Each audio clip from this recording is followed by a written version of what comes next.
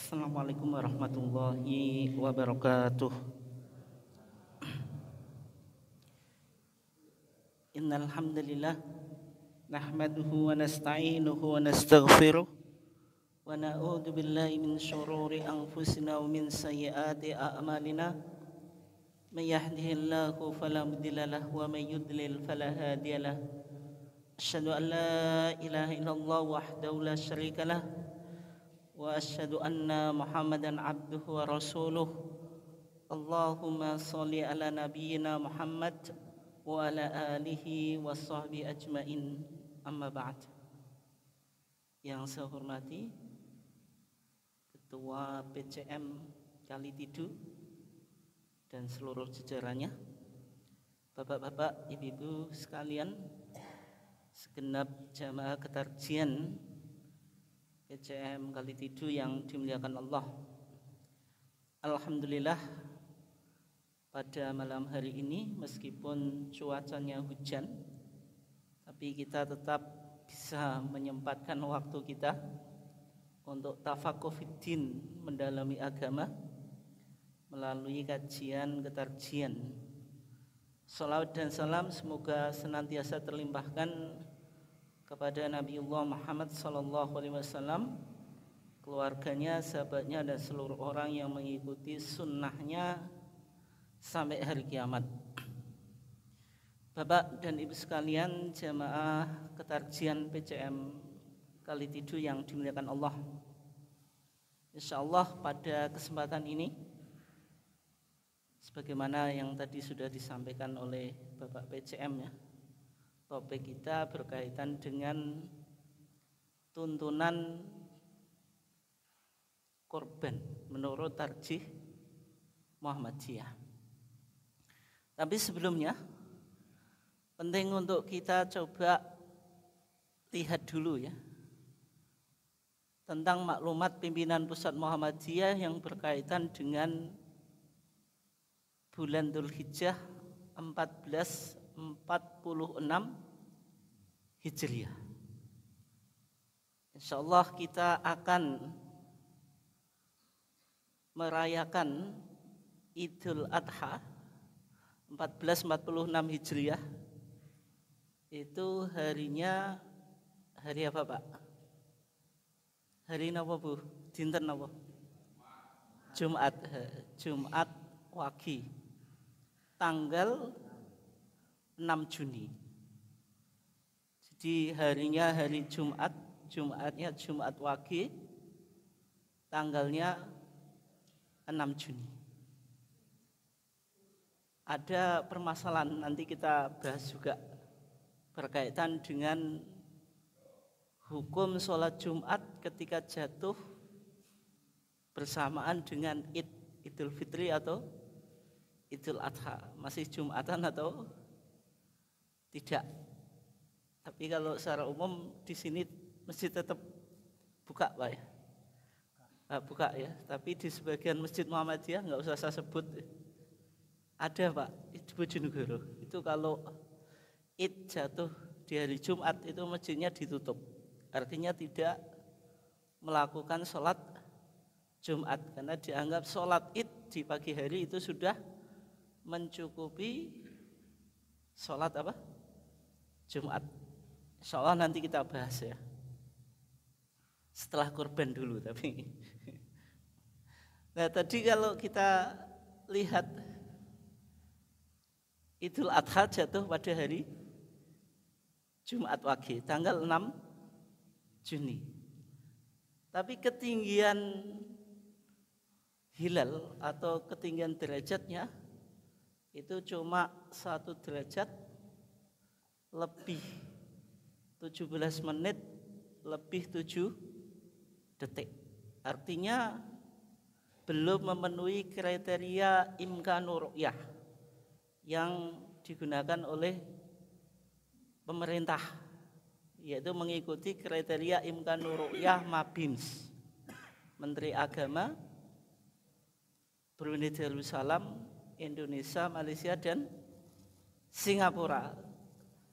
Untuk imkanur ru'yah itu harus mensyaratkan 3 derajat dan titik elongasi 6,4. Artinya kalau hisab hakiki wujudul hilal Muhammadiyah, Pak, ketinggian hilal pada hari Selasa Wage bertepatan dengan 27 Mei itu cuma 1 derajat lebih 17 menit 7 detik, karena kita menggunakan kriteria wujudul hilal atau hisab hakiki wujudul hilal. Karena hilal sudah wujud, ya kita tetapkan hari Rabunya tanggal 28 Mei itu sebagai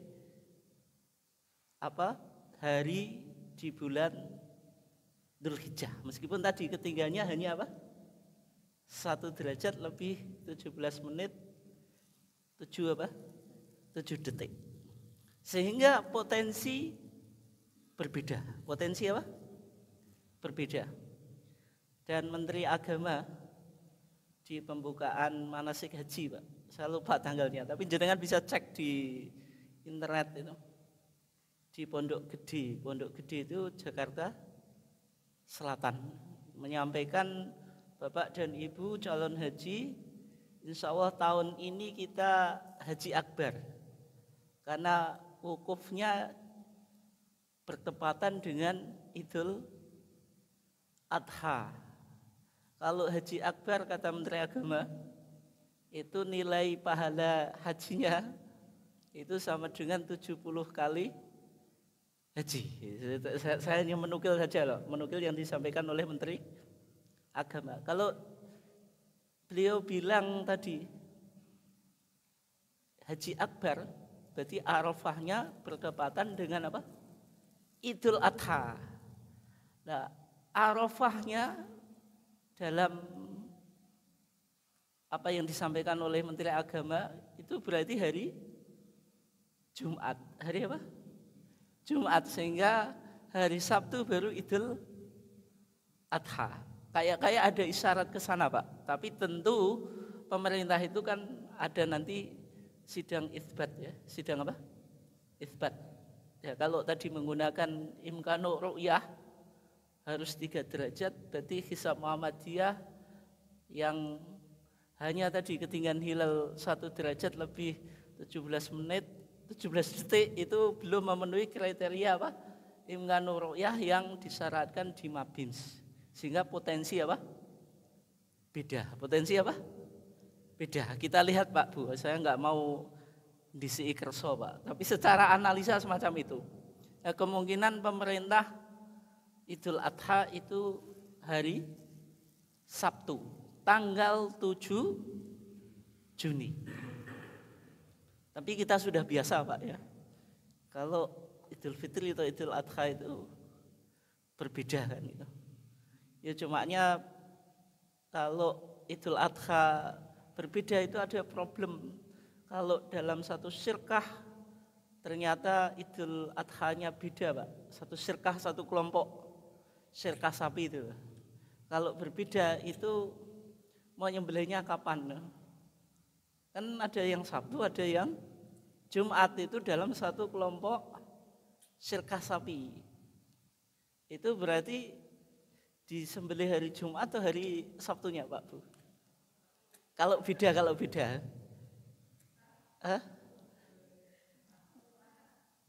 Jadi kan maksud kula ngertos nggih. Nek menawi wonten setunggal kelompok teng syirkah napa? Sapi sing derek syirkah niku Idul Adha-ne beda. Wonten sing Idul Adha Sabtu, wonten sing Idul Adha napa? Jumat niku sapine dibelih dinten napa? Sabtu, Pak. Keng napa kok Sabtu, Pak? Ngalah jenengan ya. Ya sing bener ngalah niku, Pak. Ngalah supados napa? Sing Idul Adha-ne Sabtu, sembelihane dadi sah. Nek jenengan mboten ngalah, berarti tiang sing Idul Adha-ne Sabtu mbelih korban sadurunge Idul Adha. Dalam keyakinannya ya, Pak. Sah napa mboten? Mboten sah. Makane sing riyane dhisik mundur supados sing riyane guri korbane dadi sah. Tapi nek teng mriki mboten wonten kejadian apa mboten, Pak? Nek teng daerah Kanor niku wonten, Pak. Dibelah ngikuti sing riyane dhisik. Cuma mergo wonge awam ya. Sing hari raya Sabtu misalnya. Ora protes, wis ora apa-apa. Korbanku dibelah dhisik, tapi aku tetap sholat sisuk. Niki wonten kejadian, Pak. Nah niku salah satu problem, Pak. Salah satu problem. Nek Idul Adha tidak sama. Terus mungkin nanti, tapi mudah-mudahan sama, Pak. Misalnya Saudi kok sami kalih pemerintah dan jenengan poso Arafah hari Kamis atau hari Jumat. Nek misalnya Saudi atau wukuf Arafah, Pak. Niku ternyata sama dengan pemerintah. Berarti wukufnya nek misalnya sama dengan pemerintah kan hari napa? Hari Jumat. Nah, jenengan tanggal 9 Dzulhijjah hari Kamis. Lan jenengan kan disunahake nglampahi poso Arafah. Poso Arafah kapan? Kamis atau Jumat? Nek Kamis kok enggak berbarengan dengan wukuf, Pak. Nah, idealnya kan puasa Arafah itu kan berbarengan dengan jamaah haji yang wukuf. Tapi jawabannya singkat, Pak. Jawabannya singkat ya. Puasa Arafah itu sudah dilakukan oleh Nabi sebelum Nabi melakukan haji. Puasa Arafah itu kira-kira difardukan tahun 2 Hijriah. Sedangkan Nabi dalam masa hidupnya itu haji berapa kali, Pak, Bu? 1 kali. Di haji yang disebut dengan haji apa? Hajjatul Wada. Itu terjadi tahun 10 Hijriah. Berarti sejak tahun 2 Hijriah Nabi sudah puasa Arafah. Tidak dikaitkan dengan pelaksanaan wukuf. Sebab niku nek misale beda tapi ketinggalan sami, Pak. Mungkin sami kali Saudi. Nek pemerintah kemungkinan kalau Muhammadiyah dengan pemerintah kemungkinan apa? Beda. Nek misalnya Muhammadiyah beda dengan Saudi, ya berarti jenengan tetap puasa Arafah tanggal 9, Pak, pasti. Maksudnya hari Kamis tanggal 5 Juni ya. Soalnya Jumatnya 6 Juni itu Idul Adha. Enggak apa-apa, enggak masalah. Meskipun tidak membersamai wukuf di Arafah. Sakit dipahami nggih? Nah niku kira-kira kesimpulan ini semacam itu, Pak. Bapak dan Ibu sekalian ingkang dimulyakaken dening Allah, terus saat ini kita bahas tuntunan ibadah korban. Korban secara bahasa niku disebut udhiyah. Disebut apa? Udhiyah. Kenapa kok disebut udhiyah? Mergo enek hubungane kelawan waktu sing disebut waktu duha. Sing disebut apa? Waktu duha.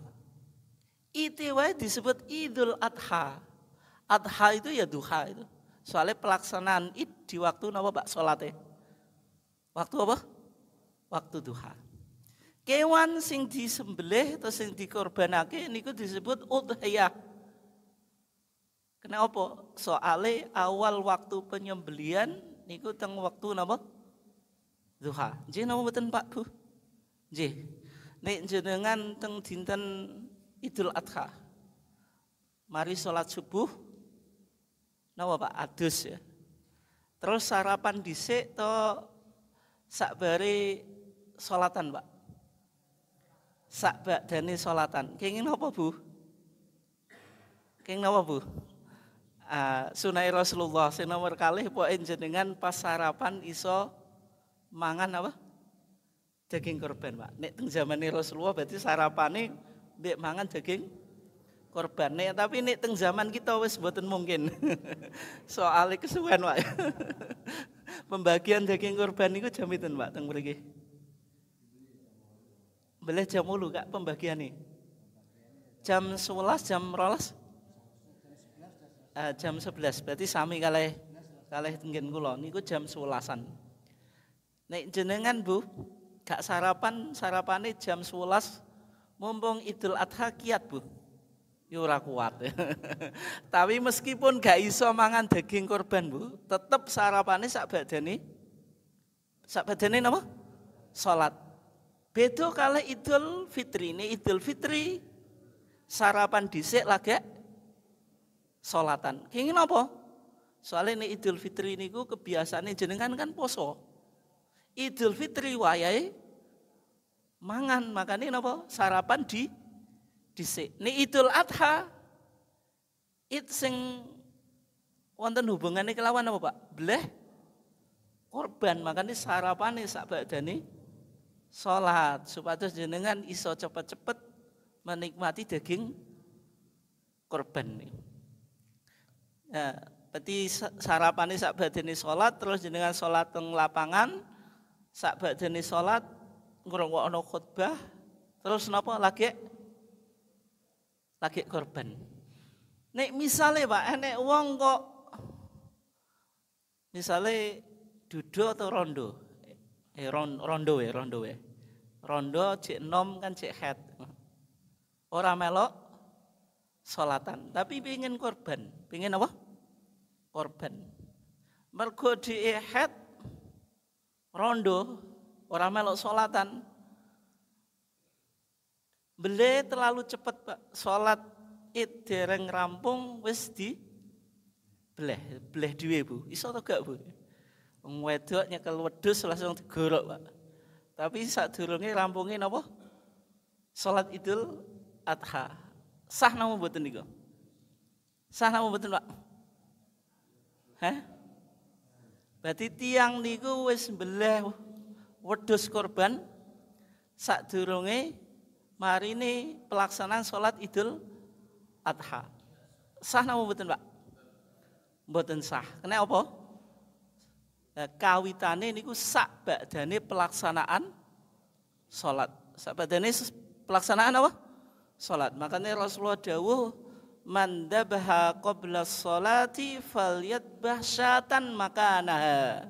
Sapa wonge sing bleh korban sadurunge marini salat falyadbah mongko becik bleh sapa wong syatan ing wedhus makanaha dadi gantine. Maksudnya dianggap sembelihane sadurunge salat dianggap ora sembelihan korban.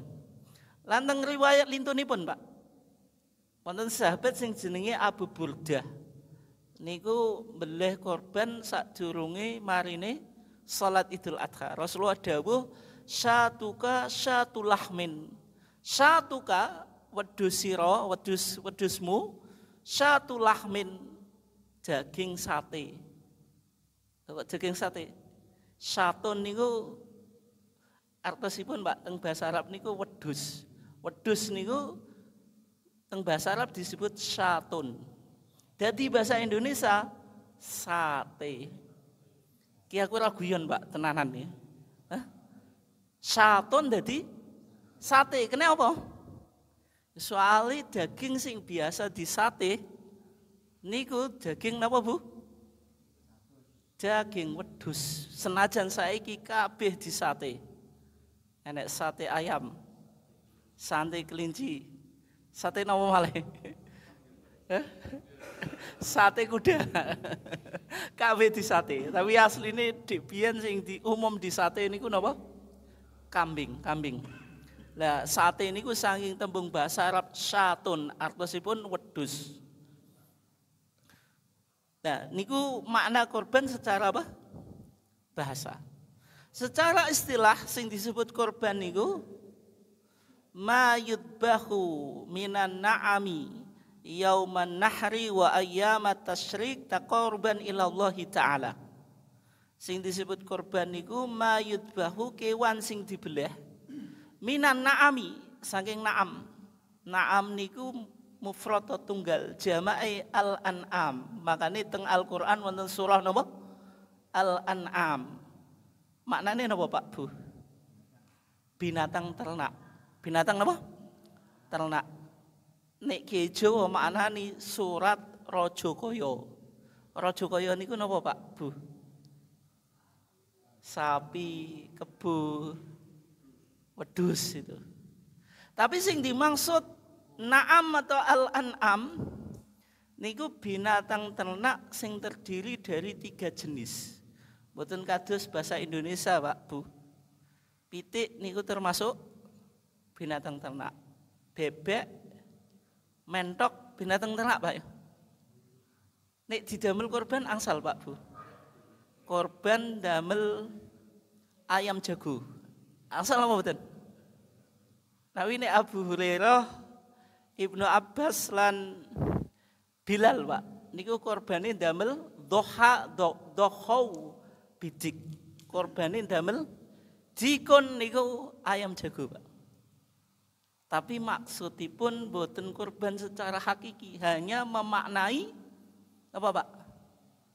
Nilai Idul Adha. Bila Idul Adha niku wong Islam dikengken seneng-seneng. Aja sampai Idul Adha kok lawe cik tempe, tahu terus napa? Tempe tahu, orang ngrasakno napa? Iwak, ya saiso-isone misal abot korban ya beleh pitik.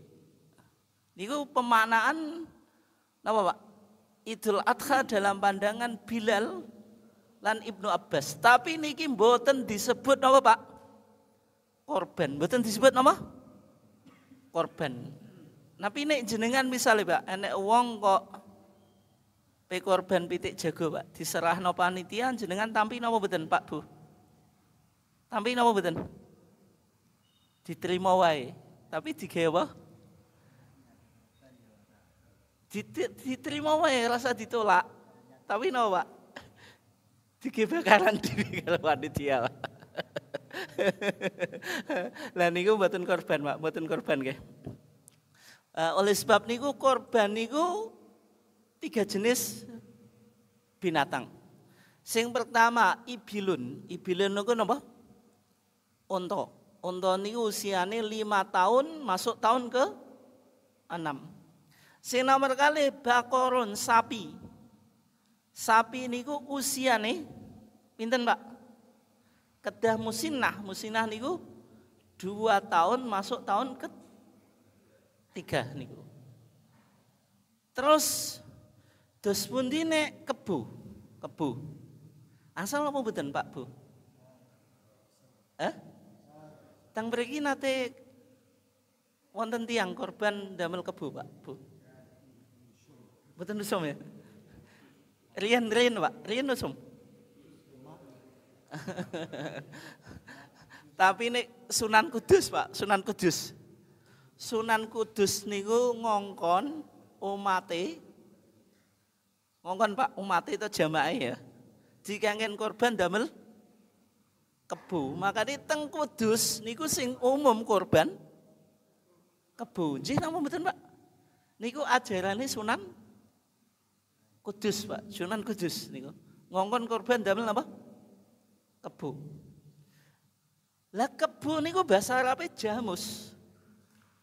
Sapi bahasa Arabe bakorun. Padahal kan beda, Pak.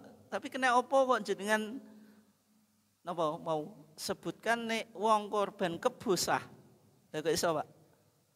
Soale kebo niku dikiasno teng sapi. Kenapa? Karena satu jenis. Makanya zakatul jamus ka zakatil baqari.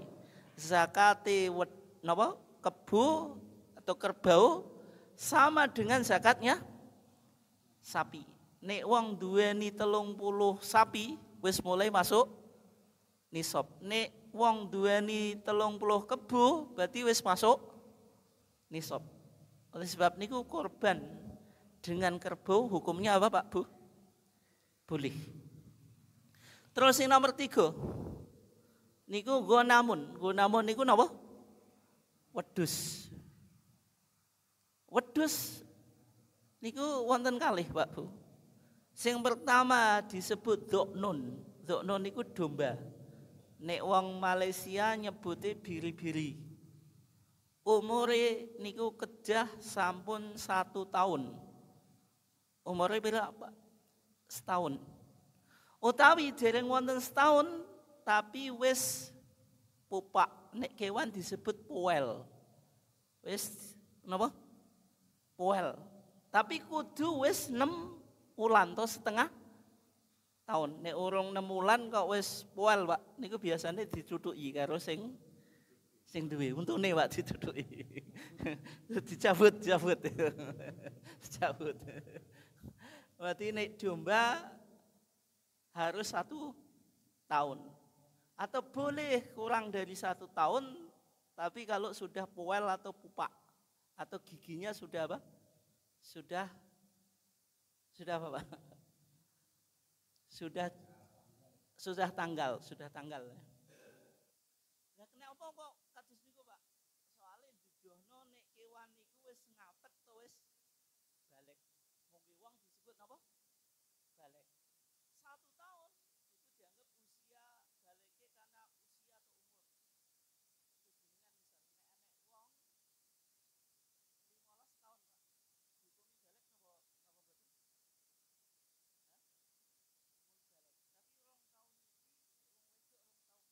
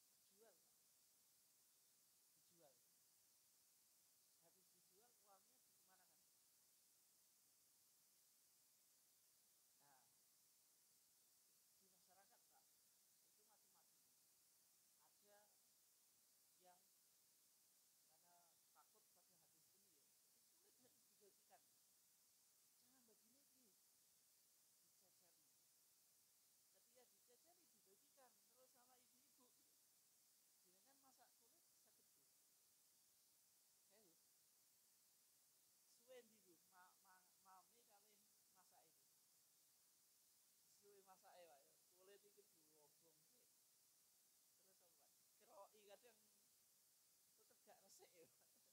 Padahal kok cilik. Nah, karena ibu-ibu sebagian nggak bisa, kulit dijajali, dibagi itu dibuang. Ketika dibuang, mubazir atau enggak? Mubazir.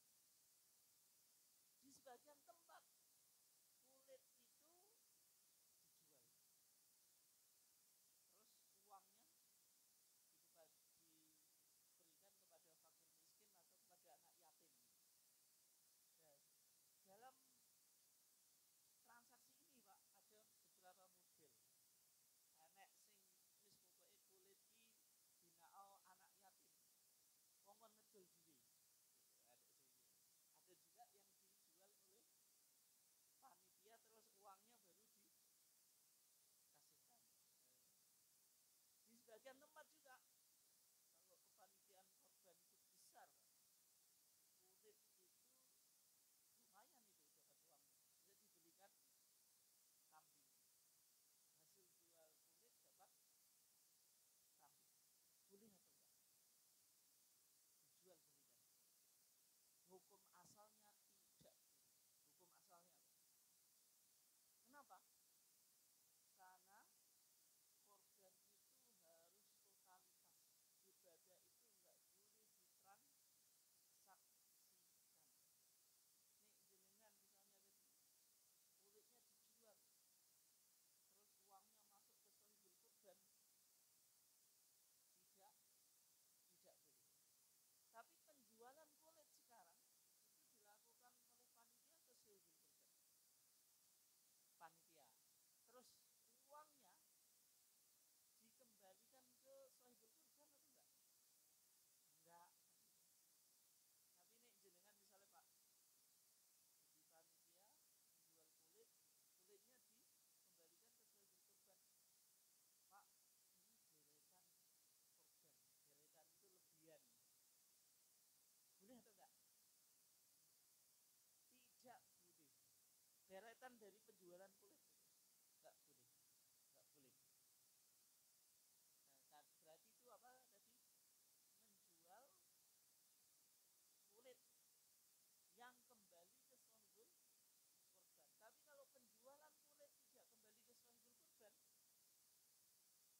Bisa dipahami atau enggak? Bisa ya? Terus sekarang wajilalaha. Jilalaha itu aksesoris. Nek unta itu kan punya aksesoris. Termasuk yang digunakan untuk naik gitu. Kuda pelana. Unta bisa enggak? Oh. Ada sepatunya, ada apa lagi Pak? Pokoknya yang melekat pada hewan korban itu tidak boleh dijual. Ya harus dibagikan kepada fakir miskin. Tapi ini hewan korban kita itu aksesorisnya apa? Gak enak ya. Paling mau tampar tuh. Masa tampar korban masih dijual loh Pak? Gak ada tuh. Paling tampar Pak berapa nilainya? Gentol itu mahal atau enggak? Dijual ya enggak boleh.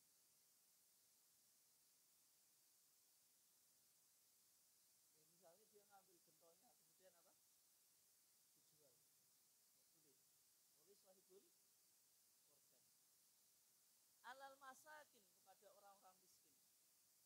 Jadi semua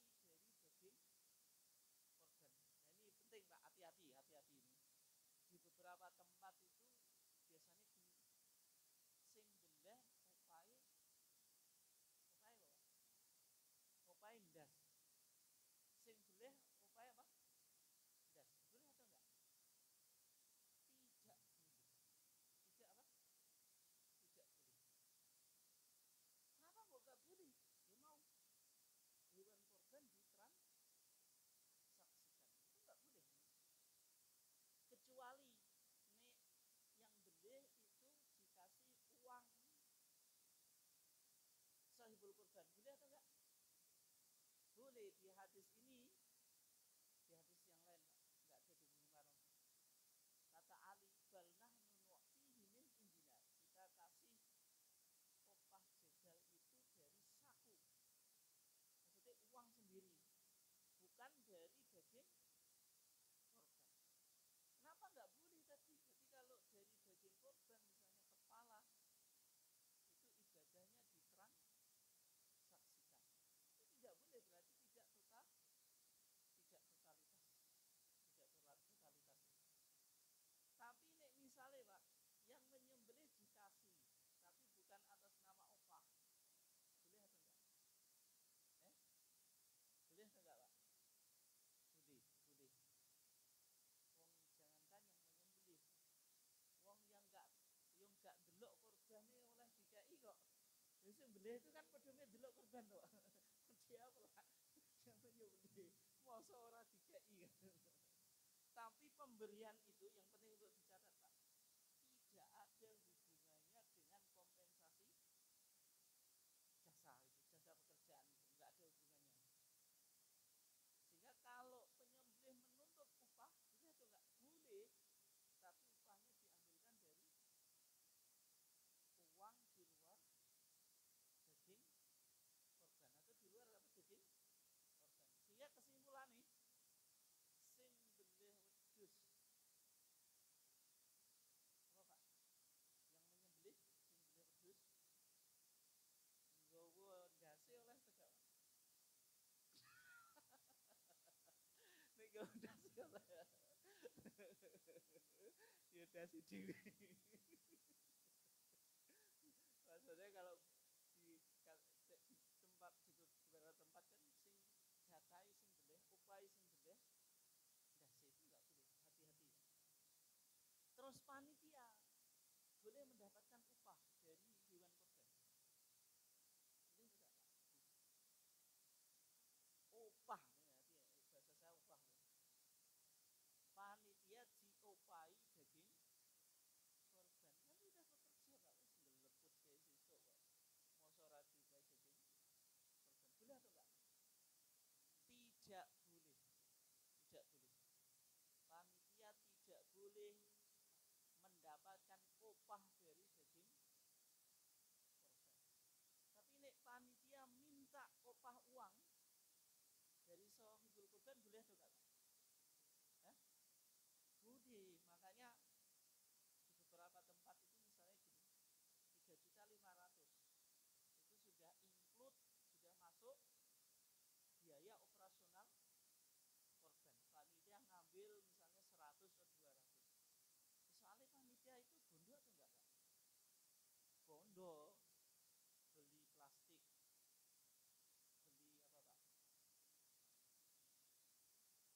beli apa Pak? Ya kan, ya makanya tadi kan di termasuk include biaya operasional kan panitia butuh plastik, beli hewan korban itu kan butuh kendaraan juga Pak. Kalau butuh kendaraan kan bayar kan itu. Ya, terus dari mana? Sehingga tadi kesimpulannya, panitia boleh meminta sahibul korban dana operasional.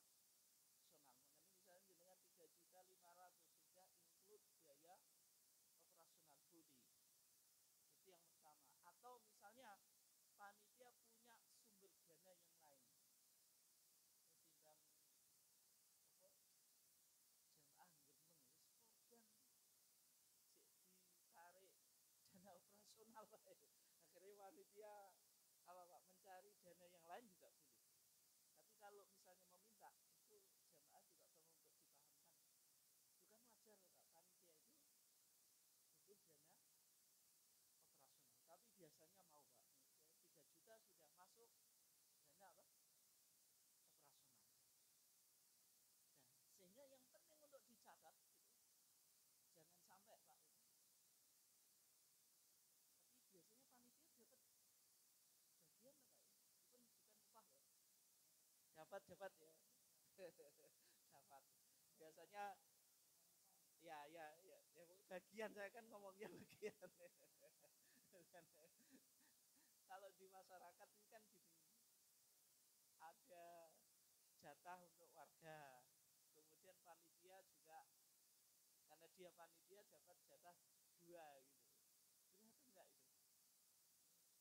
Hah? Itu namanya opah atau bagian gitu? Nah, kalau bagian boleh, tapi kalau itu di atas namakan opah nggak boleh. Tapi kadang-kadang ya nek sing gremeng Kak. Aku ngelepek kayak kawit isuk dikei setengah kilo. Jadi kan itu kayak upah Pak. Makanya yang penting untuk dicatat panitia itu jangan sampai ngomong bagiannya itu sebagai upah. Itu tidak ada kaitannya dengan apa tadi Pak? Kompensasi jasa. Tidak ada itu. Jadi kalau dengan dapat bagian itu ya bagian biasa, tidak dihubungkan dengan pekerjaan. Nek jenengan ingin dapat upah, caranya bukan semacam itu. Jadi minta ke sahibul korban ada dana operasional sekian, dapat uang sekian dibayar tiap panitia 50.000, boleh itu. Ya, gak sidawala korban. Nggak seandainya semacam itu boleh. Tapi kalau tadi upahnya dari daging itu tidak boleh upah. Tapi kalau bagian berarti apa tadi? Boleh. Yang tadi saya ibaratkan Pak, yang menyembelih tadi kalau diupahi daging nggak boleh. Tapi kalau dikasih bagian boleh. Panitia juga sama, dikasih daging sebagai opah nggak boleh. Tapi kalau dikasih bagian boleh. Orang yang nggak tahu korban dikasih daging saja boleh, apalagi panitia atau orang yang menyembelih. Bisa dipahami Pak? Ya. Nah, itu berkaitan dengan kepanitiaan korban. Kemudian 5 menit bahas sholat, insya Allah selesai. Sholat Jumat ketika jatuh di Id. Yang berikutnya Pak, berkaitan dengan hewan korban itu kan nggak boleh cacat. Nah, di hadis Al-Bara' bin Azib ada 4 cacat yang tidak diperbolehkan sebagai hewan korban. Yang pertama al-awra al-bayyin awarga, yang PC atau picek ya, maksudnya matanya siji Pak, mata satu. Al-bayyin awarga, yang jelas picek ya, yang jelas. Tapi ini misalnya dia bisa melihat tapi tidak tajam, itu kan sedikit ya, boleh enggak? Boleh. Tapi sing bisa mengetahui ya sing ahli kambing atau ahli sapi, kalau kita ya nggak tahu. Ya, kalau meskipun matanya masih Pak, matanya masih tapi dia sudah putih Pak, putih maksudnya yang korneanya itu ya meskipun masih matanya masih ora kecubles apa Pak, cumanya putih gitu kan nggak bisa melihat toh. Nah, ya kan misalnya apa picek itu kan bisa jadi piceknya hilang. Tapi di sini termasuk picek yang matanya masih tapi nggak bisa lihat, maksudnya mencakup keduanya gitu. Oke, yang kedua wal maridatu al bayyinu maraduha, yang sakit yang jelas sakitnya. Berapa tahun keberapa? 1 tahun atau 2 tahun ada penyakit kuku dan apa Pak? Singkatannya apa lupa saya. PMK, mulut dan kuku. Yang semacam itu ya penting untuk diperhatikan. Biasanya kan ada apa? Penelitian dari Dinas Peternakan kan menyampaikan itu penyakit yang penting untuk diwaspadai. Kenapa? Ya, karena kan korban itu ibadah. Kalau misalnya hewan yang kena penyakit terus disembelih, akhirnya kan sama dengan menyebarkan penyakit, apalagi ini dihubungkan dengan ibadah. Ibadah itu kan harus terbaik. Jangan sampai korban sebagai ibadah, dimensinya sosial, supaya orang miskin tiap tahunnya merasakan kalau protein hewani, ternyata hewannya itu apa? Teridap penyakit. Terus wal arja al bayyin dolauha. Nah ini penting Pak. Al arja yang pincang, yang jelas pincangnya. Kenapa pincang itu enggak boleh? Cacat yang pertama. Tapi apakah sekedar cacat? Ya biasanya ini pincang kui gemuk atau kurus Pak? Kenapa kok kurus? Enggak mangan Pak, betul. Nek di biyen kan kambing, sapi itu kan digembala. Minyak dia pincang, keri mbek koncone Pak. Sing liyane padha mangan dhek keri dia, akhirnya kan kurus. Nah itu tidak boleh. Terus sekarang Pak, nek pincang enggak boleh, kan bisa jadi pincang itu macam-macam faktornya. Tidak harus pincang menyebabkan dia kurus. Bisa jadi panitia ketika apa Pak, menurunkan sapi dari mobil, dari truk Pak, kesleo, pincang Pak, dagul, iya. Gimana itu? Atau yang kedua, jenengan nggak ahli menyembelih ya, merobohkan kewan, dia apa Pak? Nggak pakai ilmu, yang penting didorong, hewannya jatuh, pincang Pak, pas pembel, beleh, sah atau enggak itu? Sah atau enggak Pak? Jenengan kok gugu misahi kira wah.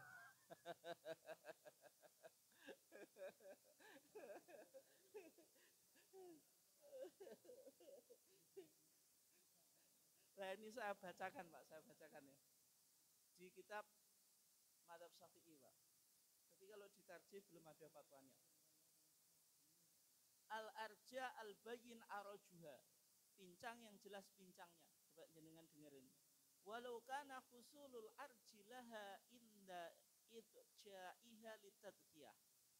Meskipun pincangnya itu sebab, bukan Pak, kalau mau dibelih itu dirobohkan mau disembelih, dia bisa babi ittirobia karena dia gerak, mau disembelih, ketika dirobohkan terjadi kecelakaan karena dia nggak punya ilmu yang menyembelih kan, ngandalno okole Pak. Tapi sekarang banyak jangan lihat YouTube itu cara merobohkan hewan kurban, itu sudah ada tekniknya Pak. Itu bisa dipelajari. Bukan sekedar dirobohkan, didorong. Akhirnya apa? Cidra, dagul, pedot sikile ya. Pedot maksudnya coklat. Menurut madzhab Syafi'i apa? Tidak sah. Menurut madzhab apa? Syafi'i. Tapi yang penting untuk dicatat Pak, ya semacam ini pertimbangannya gini, itu dianggap aib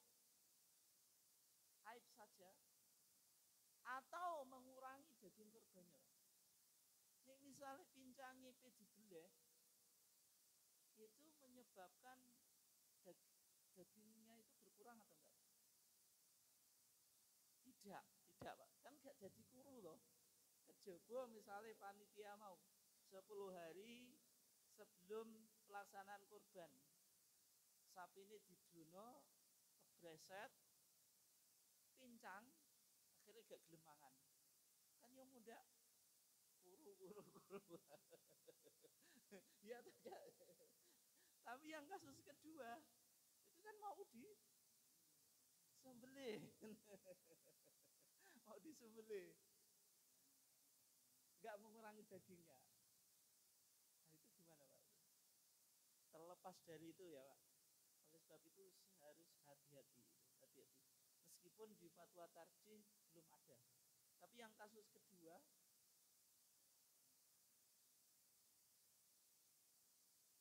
nah kan makanya harus hati-hati mau. Ya, makanya harus hati-hati.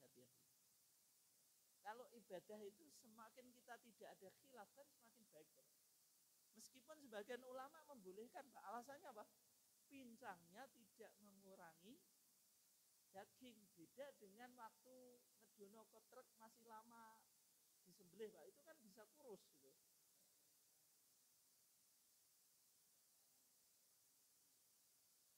Ya, itu saya mau ngomong ke situ juga tadi, Pak.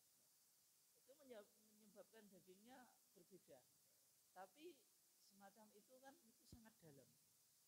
Dalamnya apa? Ya itu yang kedua. Kemudian timbangan kilonya kan kita nggak tahu paling yo podo juga rasanya sing gitu. Itu ya. Tapi oleh sebab itu hati-hati. Ya, meskipun nek kepeksa yo nek tak kira Pak. Nek kita paling susah untuk diganti ya panitia kondi duit. Apa maneh lagi pas ape dibelah Pak lho. Kejaba nek wis beli sapi 10 hari sebelum Idul Adha. Coklek mau. Nah, itu kan mungkin sohibul kurbannya nek sing apa Pak, komplain ke panitia. Itu panitia piye to? Sapi kurbanku kok coklek. Terus apa Pak? Terus kok semakin kurung. Nah, itu yang berkaitan dengan panitia kurban. Masih 5 menit ya. Kadung muli Pak, tak sampaikan. Ya, berkaitan dengan sholat Jumat ketika jatuh di Id. Ini nggak usah saya giring Pak, langsung ke kesimpulan. Di Munas Tarjih tahun 2003 di sana dikatakan kurang lebih bahasanya gini. Nanti jenengan lihat di APC jilid 3. Apabila hari Jumat atau apabila Idul Adha dan Idul Fitri itu jatuh di hari Jumat, boleh bagi orang yang sudah sholat Id tetap melakukan sholat Jumat yang pertama, atau tidak melakukan sholat Jumat tetapi tetap sholat zuhur. Jadi kesimpulannya apa? Yang pertama ada rukhsah. Rukhsah itu keringanan ya. Ketika hari Jumat atau Id jatuh di hari Jumat, orang yang sudah sholat Id, ya, kan bisa jadi ada orang yang paginya tidak ikut sholat Id. Misalnya jenengan sakit ngeluh Pak, wae Jumat wis mari, tapi isuk gak iso melok sholat Id, berarti tetap wajib. Atau jenengan bepergian sampai rumah ternyata menuju ke tempat sholat sudah selesai, berarti kan gak ikut sholat Id. Berarti yang semacam ini orang yang gak ikut sholat Id tetap wajib sholat Jumat. Maksudnya rukhsah ini bagi orang yang paginya sholat Id. Dia memiliki 2 pilihan, tetap sholat Jumat yang pertama, sebagaimana yang dilakukan oleh Rasulullah. Rasulullah tetap sholat Jumat. Wa inna mujami'un. Terus Rasulullah tetap baca surah Al-A'la dan Al-Ghasyiyah. Sabbihisma rabbikal a'la paginya, Jumatannya juga gitu. Berarti Rasulullah tetap apa? Jumatan. Tapi Rasulullah juga ngasih keringanan, man syaa fal yusolli, man syaa yusolli fal yusolli. Siapa yang menghendaki untuk sholat ya boleh tetap sholat. Artinya yang menghendaki untuk tidak sholat ya boleh.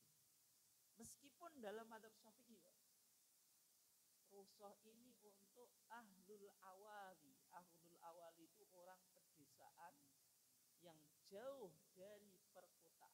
Maksudnya gimana? Masjid Nabawi itu kan di perkotaan kan. Ada ashabul awali, itu mereka dari desa. Dulu kan masjid kan masih tersentralisasi kan di Madinah. Mereka jauh berangkat sholat id pagi, terus pulang, balik nih, kan yang kesel pak, kesel. Tapi kalau jenengan termasuk ashabul awali atau enggak?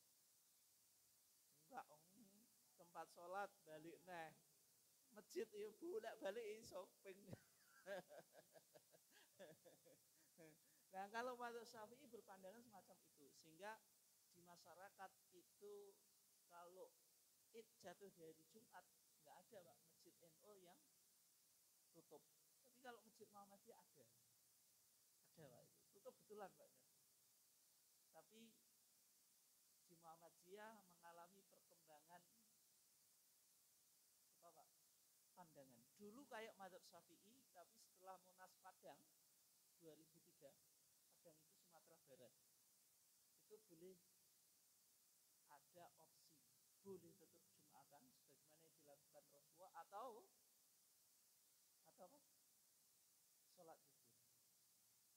Meskipun ada pandangan pak, meskipun nggak sholat Jumat nggak usah sholat zuhur, sebagaimana yang dilakukan Ibnu Zubair. Ibnu Zubair itu di masanya sholat id Jumatan ditunggu para tabiin itu nggak datang pak. Datang waktu asar. Disimpulkan berarti Abdullah ibn Zubair dulu nggak sholat zuhur. Tapi kesimpulan itu kurang dalam pak. Ya betul beliau nggak ngimami sholat Jumat, tapi kan bisa jadi sholat Jumat di sholat zuhur di rumah, bukan sholat Jumat. Sholat zuhur apa? Di rumah. Yang kedua, Atok yang meriwayatkan hadis itu pak. Fasolaina wahdana, maka kita sholat sendirian. Maksudnya apa? Ketika Abdullah bin Zubair ditunggu nggak datang, kita sholat sendirian. Artinya sholat zuhur.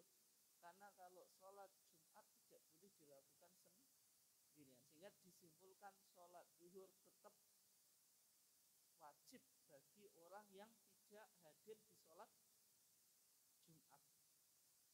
Mungkin itu saja. Ini ada pertanyaan jam 9. Tutup ya? Iya, moga. Nah ini pak ya. Nah itu alasannya ada pak ulama Muhammadiyah, ulama kaji, namanya Dr. Zainuddin MZ, orang PW. Itu kesimpulannya kayak gini.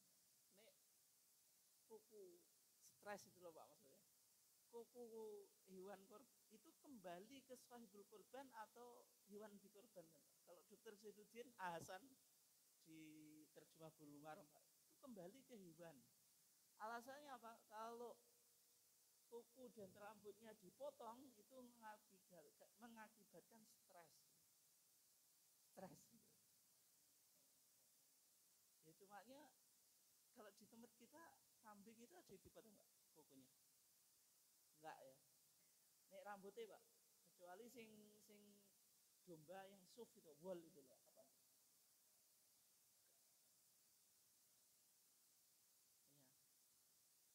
Apa pak? Dipotong rambutnya. Maksudnya ada yang memahami itu. Berarti kalau sudah masuk satu Dzulhijjah nggak boleh hewan yang dikorbankan itu dipotong rambutnya dan kukunya. Itu pemahaman tadi Pak Hasan diteruskan Dr. Zainuddin MZ. Tapi mohon maaf Pak, saya sudah kaji, saya telusuri hadisnya, saya tidak menemukan riwayat hadis yang itu kembali ke hewan yang dikorbankan. Justru kembali ke sahibul korban. Soalnya di riwayat Ummu Salamah yang lain, Allah ya'tazilan nisa'a wa tiba. Dia meskipun nggak boleh potong kuku, nggak boleh potong rambut ketika mau korban masuk tanggal 1 Dzulhijjah, tapi dia tetap boleh menggauli istrinya. An-nisa'a wa tiba, tetap boleh pakai wangian. Ini kan tidak mungkin kembali ke hewan dikorban, Pak. Masa Rasulullah mengatakan korban, hei kambing, hei onta, hei sapi, jangan gauli istrimu ya. Kamu tetap boleh menggauli istrimu ya. Kan nggak mungkin Pak. An-nisaa itu bukan hewan. An-nisaa itu wanita, artinya istri. Yang kedua, masa hewan kamu tetap boleh pakai wangi-wangian. Memang hewan pakai wangi-wangian nggak mungkin loh. Ya itu, sehingga putusan Majelis Tarjih 1976 Pak, di Garut itu kembali ke Sohibul Kurban. Nggak ada satu ulama pun yang dari ulama Arab Pak, kecuali ulama Indonesia tadi. Hasan Persis, Dr. Zainuddin MZ itu yang punya pendapat seperti itu. Kalau ulama Arab kan nggak mungkin Pak punya masalah dalam memahami bahasa Arab. Saya belum menemukan satu ulama pun dari Arab yang punya pendapat semacam itu. Tetapi hukum itu tidak sampai wajib atau haram. Nek jenengan kok korban, aku kok brengosku kok tak cukur, rambutku kok tak cukur, tak potong, tetap ikut korban. Ojo langsung saya mengundurkan diri. Kenapa? Kelawan. Bukan Pak, itu hanya sunnah. Kalau dilakukan ya baik, tapi kalau misalnya dilanggar tidak berdosa. Hikmahnya apa? Hikmahnya sumulul maghfirah, sempurnanya ampunan, wa'idku minanar, terbebas dari api neraka. Karena ibadah korban itu kan tidak itu termasuk penebusan dosa. Secara rasional gini Pak, jangan sampai anggota tubuh kita itu terpotong tidak ikut terpurifikasi. Kalau terpotong kan berarti waktu penyelenggaraan kurban kan diampuni. Nah itu kok ketinggal gitu. Nah, itu pemahamannya semacam itu. Mungkin itu saja ya. Nggak ada yang lain Pak, waktunya sampai. Kita cukupkan. Wassalamualaikum warahmatullahi wabarakatuh.